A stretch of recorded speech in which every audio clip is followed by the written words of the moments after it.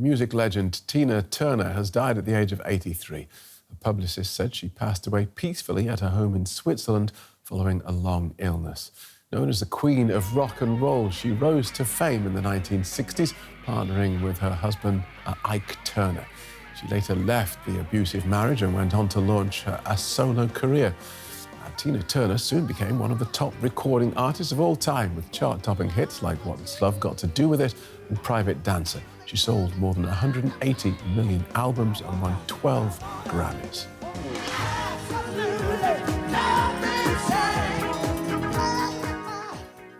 We can talk to music journalist Thomas Steinberg. Welcome to DW, Thomas. Why was Tina Turner considered such an icon?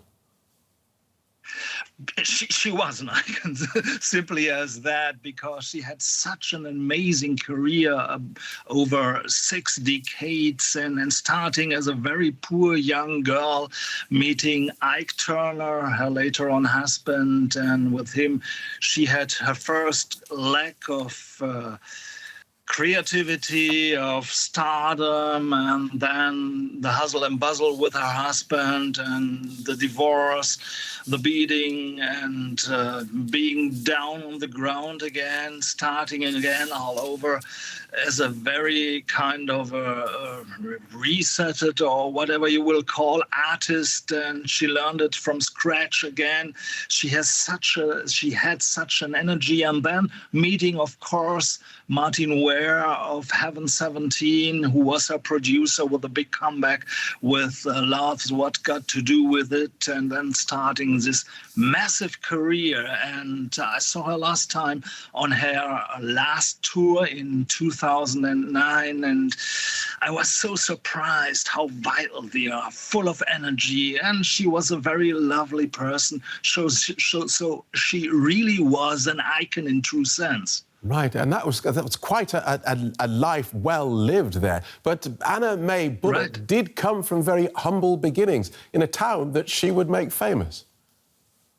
That's absolutely true. As I said before, she was a poor girl with a lot of dreams, and she always took care of herself. I got a nice quote from her that she always wanted to be famous, but she always wanted to be creative as well. And as this Anna Mae Bullock became Tina Turner, she was growing and growing and growing. Not only artistically, but as a human being as well. And in her later years, in an interview, she said she was a happy person with all its ups and downs, and so she was a fulfilled person as well. And the town, of course, that she made famous, Nutbush. In her of course, song. Nutbush City Limits, Exactly. A well-known song, legendary song.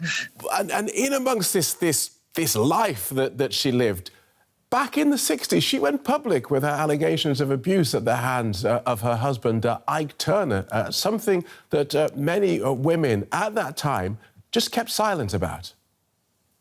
Absolutely, because she always was a fighter, and she was a kind of a person who wanted to say what's behind the scene as well, especially for women. So this was a kind of a role model as well. I don't know if you saw her kind of a musical.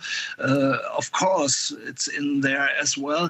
And she always said, well, this is my place, this is my way, and I'm true to myself, and I don't lie in public, so this is my way, and everybody can know about me. Everybody maybe got after this kind of a more power, and so she was a role model in true sense as well, an icon, as I said before.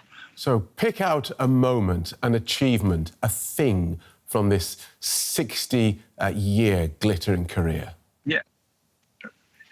Well, for me, a very, very important moment was when she was very down to earth again. I saw her in the early 80s in a little small club in front of maybe 50 or 70 persons, just briefly before she went to the stars, so to speak, with the second leg of her career. And she was always on the stage fighting for these 50 people, and it was amazing. Thank you so much. This was my pivotal moment with her, and of course the last tour, and she with this Full of Energy show in 2009, and unbelievable. Okay, thanks for sharing those memories. Music journalist Thomas Steinberg on the music legend Tina Turner, who has died at the age of 83.